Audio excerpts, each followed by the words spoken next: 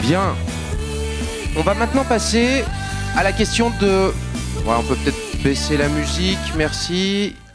On va maintenant passer à une autre question aussi cruciale et très d'actualité que celle du financement, c'est celle de la planification, des outils et des méthodes pour la planification des transformations, la planification écologique en général, et notamment sur le sujet de la décarbonation. Donc vous savez que le sujet de la planification écologique est devenu un vocable très utilisé au niveau du gouvernement. Et nous avons le plaisir aujourd'hui d'accueillir Anne-Claire, qui est chef du pôle territorialisation et filière au SGPE. Donc maintenant tout le monde sait ce qu'est le SGPE, je pense. C'est à vous et merci beaucoup de votre participation. Donc, merci effectivement beaucoup de cette invitation et bonjour à tous. Donc SGPE, secrétariat général à la planification écologique, qui est piloté par Antoine Peillon, qui est rattaché à la Première ministre. Et je vous dis ça parce que ça permet en réalité de travailler avec l'ensemble des ministères, donc de pouvoir effectivement avoir un travail vraiment partenarial, autant dans la construction que dans la concertation, les échanges, etc. Donc déjà au niveau gouvernemental et puis comme vous allez le voir aussi au niveau de toutes les parties prenantes qui ont permis de construire l'état des lieux, voilà, l'état des lieux des émissions nationales en France. Donc vous avez, mais comme vous êtes tous, pour avoir participé là depuis presque 2 heures à vos débats, vous êtes tous d'une maturité très très forte sur ces sujets. Donc vous avez dû déjà croiser ce fameux tableau qui donc donne les émissions nationales des gaz à effet de serre pour la France avec la partie transport, agriculture, résidentiel jaune, industrie, énergie, déchets. Donc ça, c'est les émissions qu'on produit avec nos actions, hein, c'est vraiment assez concret, en 2021. Et après, le SGPE, alors là, je vais rendre à César ce qui est à César, c'est que moi, je suis arrivée au SGPE au mois de juillet. Donc, l'équipe du SGPE, elle a travaillé pendant 1 an, justement, pour commencer sur la décarbonisation, en voyant avec les émissions 2021, pour arriver à 2030 à moins 55% d'émissions de gaz à effet de serre évitées, qu'est-ce qu'il fallait avoir comme levier?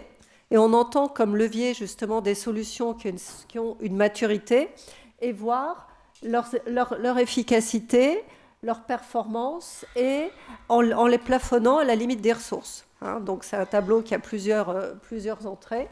Et on voit donc ce qu'il faut faire par levier d'action pour arriver à l'objectif de 2030. Donc actuellement, ils sont en train de travailler sur 2050. Mais là, c'est donc la partie jusqu'à 2030, les actions en France qu'il faut porter. Donc vous voyez, c'est sur le site du SGPE, hein, grande action par grande action, le gain de tonnes de CO2 évité en utilisant ces leviers d'action. Donc ça, c'est au niveau national. Après, on voit bien, non, ça c'est trop tôt, on voit bien déjà plusieurs choses, que maintenant que c'est calculé au niveau national, on voit une répartition à peu près 50% de l'effort, et c'est l'intérêt aussi du tableau de montrer que l'effort est partagé avec 50% dans la partie entreprise, grosso modo 25% dans la partie pouvoir public, dont État, collectivité territoriale, et 25% par les citoyens. Donc on voit bien que l'effort majoritaire est à faire par les entreprises. Mais après, ce tableau, il était intéressant de le traduire, mais qu'est-ce que ça veut dire territorialement? Parce qu'une fois qu'on l'a, on sait qu'il faut que chacun s'en empare, et on le fait. C'est pour ça que moi je suis en charge de la partie entreprise, parce qu'il faut aussi voir avec les filières éco et les entreprises comment ils peuvent s'en emparer, et la partie collectivité territoriale, comment elle peut s'en emparer. Et donc là, l'intérêt, ça a vraiment été pour nous de voir comment le traduire au niveau de chaque échelon régional. Parce que ça permet, et là, si on pouvait passer en réalité 2 slides. Encore une. Voilà. Merci. Ça permet, quand on le décrit à un échelon régional, vraiment une appropriation, parce qu'on s'aperçoit que par territoire, là qu'on a anonymisé, donc, ça fait un besoin pour arriver au gain du tableau en le cumulant avec des leviers très différents. Donc ça fait une appropriation pour chaque territoire.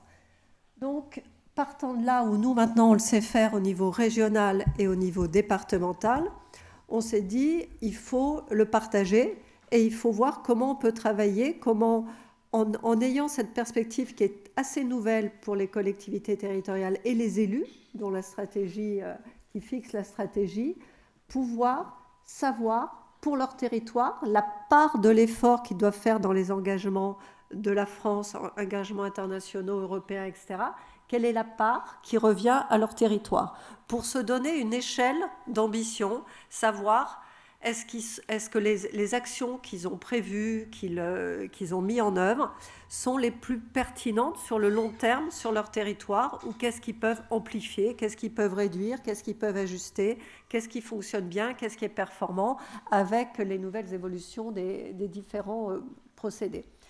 Donc c'est l'intérêt sur lequel on a après bâti le principe dont vous avez entendu parler, qui sont les COP.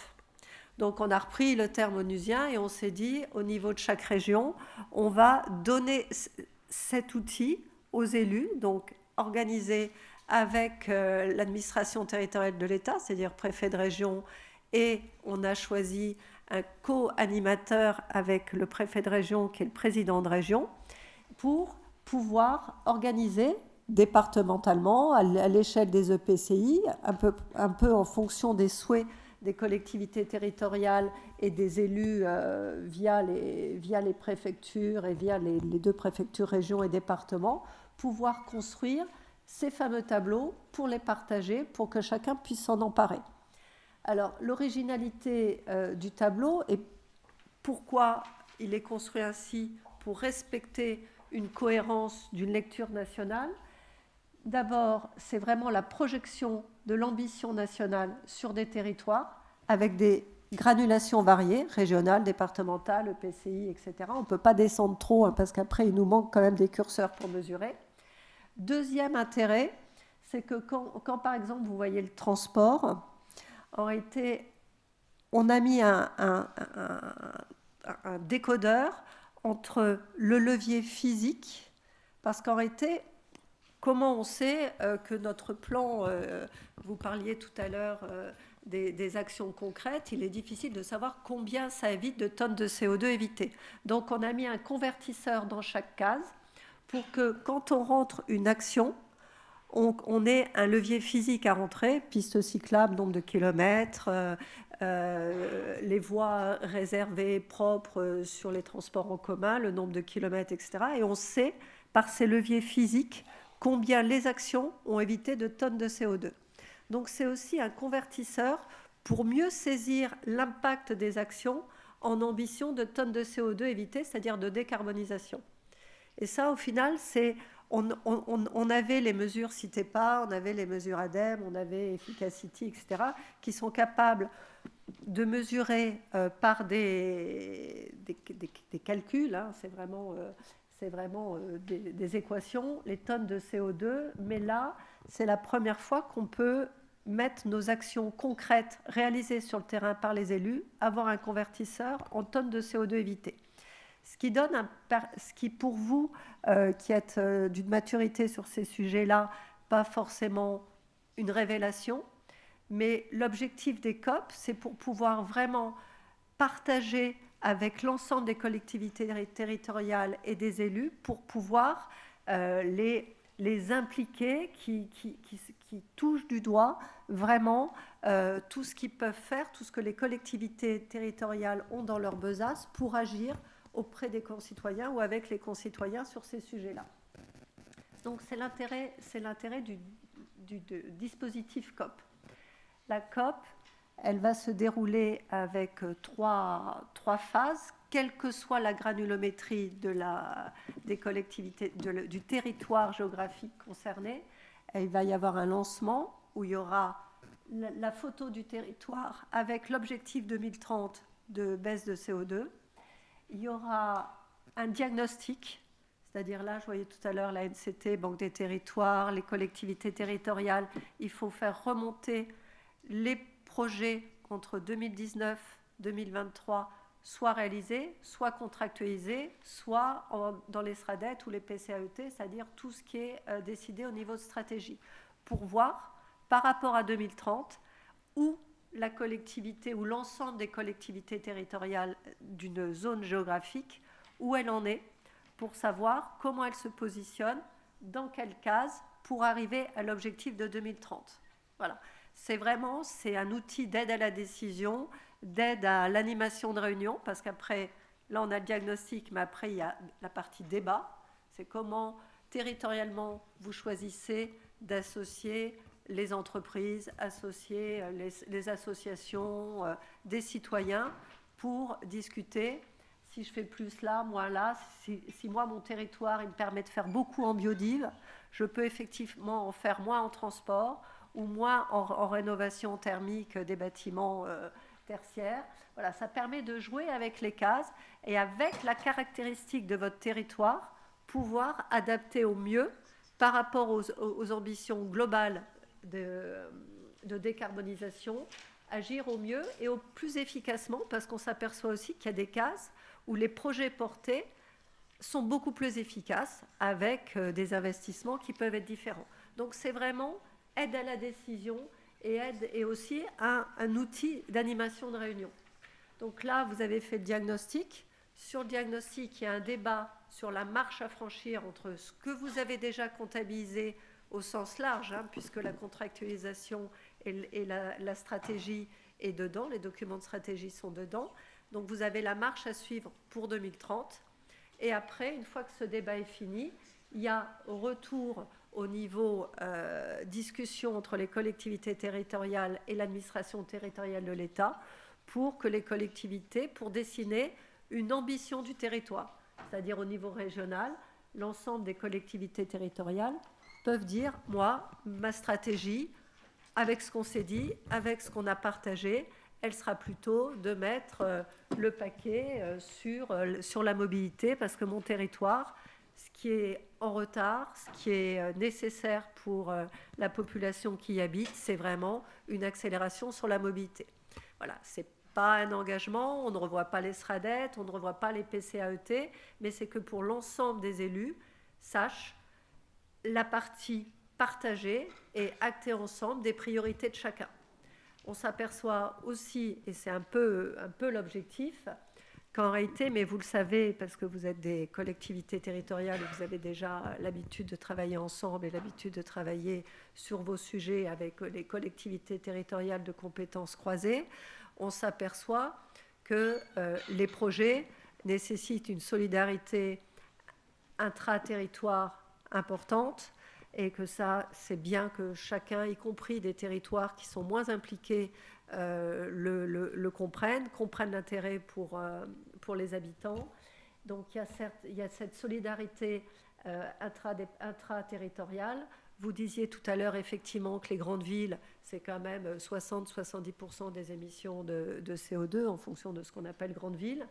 Mais on s'aperçoit que les territoires ruraux, avec le puits de carbone, apportent une valeur ajoutée qui est capitale par rapport au bilan de gaz à effet de serre d'un territoire. Donc ce partage d'informations, nous, quand on dit au SGPE, aux territoires ruraux, mais vous avez une chance folle, vous avez des puits de carbone et vous êtes indispensable à l'équilibre d'un territoire, ben c'est pas si évident que ça pour eux. C'est une très très bonne nouvelle parce qu'ils l'ont pas forcément compris comme ça.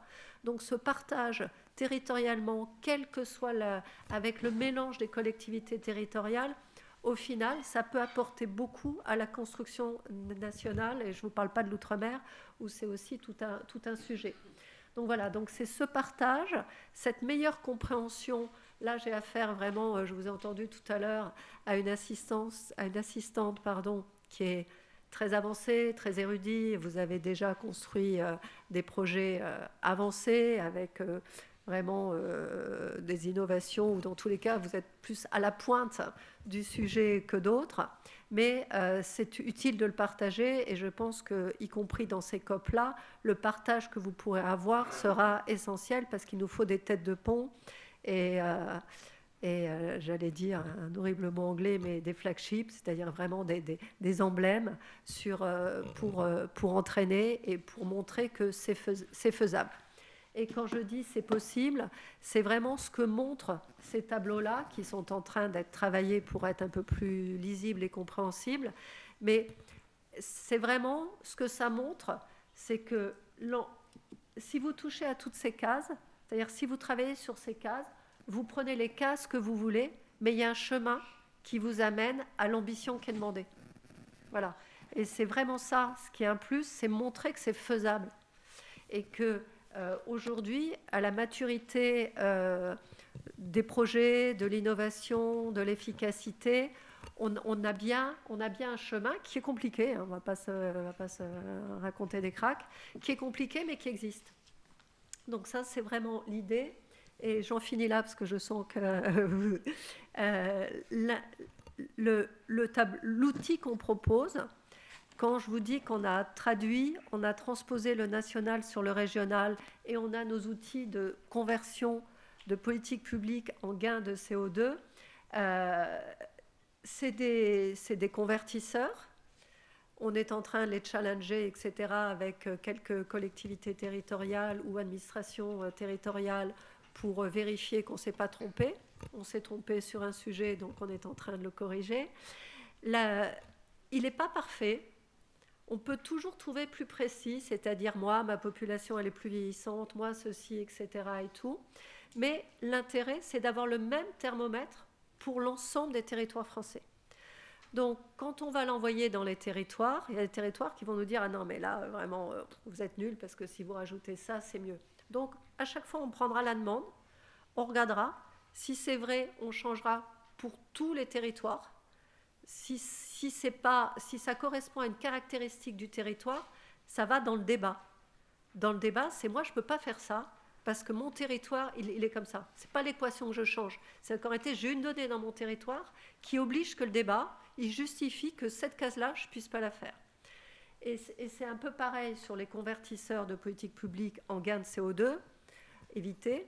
Voilà, c'est aussi des gros ratios, mais ça permet que, quelle que soit la granularité du territoire, mais c'est pour ça qu'on ne va pas trop bas aussi, parce qu'à un moment, on n'a pas ces données-là, mais que dans tous les territoires, les paramètres de l'équation existent et qu'on puisse faire la même conversion partout. Voilà, donc c'est une égalité des mesures qui permet d'avoir une vision la plus équilibrée et la plus juste, parce que les mêmes outils l'auront construit.